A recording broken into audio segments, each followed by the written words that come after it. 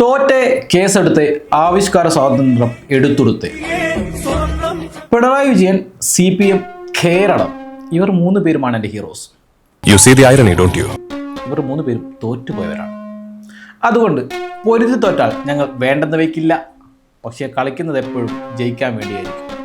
I always play to win. എന്നിട്ടും ഇവിടെ നമ്മൾ തോറ്റു. ദ മലയാളം ന്യൂസിന്റെ പൊളിറ്റിക്സിലേക്ക് സ്വാഗതം.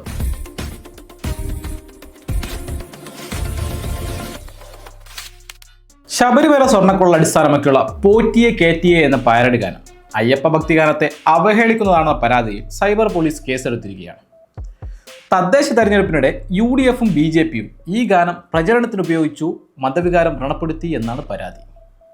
അപ്പോൾ ഇതോ മന്ത്രിക്കേറെ സ്പീഡിൽ പോണം, മന്ത്രിക്കാര് ഫ്ലൈറ്റിന് തുല്യം. ഡിസംബർ 15 സൈബർ ക്രൈം വിഭാഗം ഗാനരചയിതാവ് GP കുഞ്ഞബ്ദുള്ള, ഗായകൻ ഡാനിഷ് മലപ്പുറം എന്നിവരടക്കം 4 പേർക്കെതിരെ കേസെടുത്തിട്ടുള്ളത്. ആവിഷ്കാര സ്വാതന്ത്ര്യത്തിന് മുറവിളി കൂട്ടുന്ന ഇടതുപക്ഷം ഇക്കാര്യത്തിൽ ഇടഞ്ഞു നിന്നു.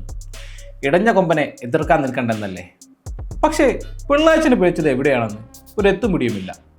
ഒരു ഭാഗത്ത് അയ്യപ്പ സംഘവും മറുഭാഗത്ത് സ്വർണ്ണമോഷണവും. ഇപ്പോഴിതാ സ്വർണ്ണക്കൊള്ള അന്താരാഷ്ട്ര ബന്ധം അന്വേഷിക്കാനുള്ള പുറപ്പാടിലേക്കാണ്. ഹിന്ദു വോട്ടർമാരെ ഈ പാട്ട് പാർട്ടിയിൽ നിന്നകറ്റി എന്ന് പറയുന്നതിനേക്കാളും പാർട്ടി വോട്ടർമാരെ അകറ്റി എന്ന് പറയുന്നതായിരിക്കും നല്ലത്. അങ്ങനെയായിരുന്നല്ലോ പ്രകടനം. അതൊക്കെ പാർട്ടിയുടെ ഇഷ്ടം. ഇവിടെ തോറ്റത് പാർട്ടിയല്ല, കേരളമാണ്. കായല്ല, ഖ.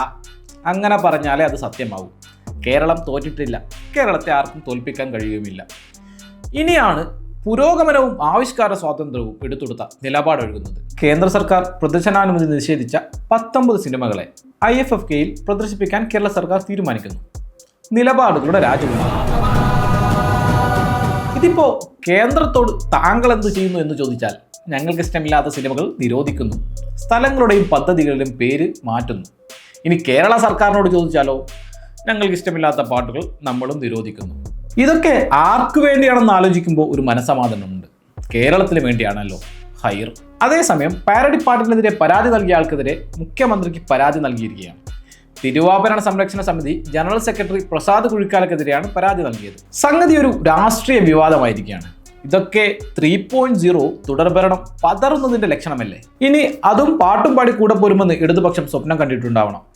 അതല്ലേടാ ദ്രോഹികളെ നിങ്ങളൊക്കെ കൂടി തകർത്ത് കളഞ്ഞത്.